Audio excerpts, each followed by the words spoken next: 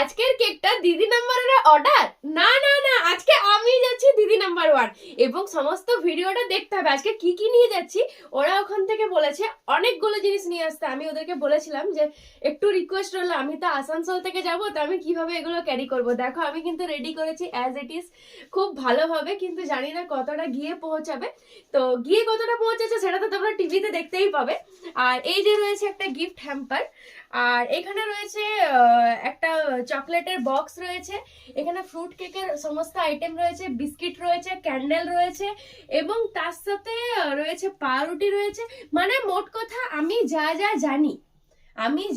জানি তাই সমস্ত কিছু এখানে রয়েছে। তার মধ্যে বাদ রয়ে গেছে পিৎজা, এই ব্যাপারগুলো তো বাদ রয়ে গেল। কি করব, একদিনের মধ্যে বানানো তো এত কিছু কোনোদিনই সম্ভব না। আর এই যে দেখো, এই কেকটা আমি স্পেশালি বানিয়েছি দিদি নাম্বার 1-এর জন্য, কারণ কি এটা ওখানে কাটিং করা হবে। ওরা বলেই দিয়েছে যে একটা কেক কিন্তু অবশ্যই নিয়ে আসবে, তোমাকে কিন্তু আমরা তোমার প্রোফাইলটা এই জন্যই চুজ করা কেকের জন্য। তো যাই হোক, আমি বলেছিলাম এটা মানা করতে, কিন্তু মানা অ্যাটলিস্ট হলো না। আর এটা নিয়ে যাবারই আছে, একটু কষ্ট হবে। আমরা চেষ্টা করবো যে প্রপার ভাবে এগুলো নিয়ে যাবার।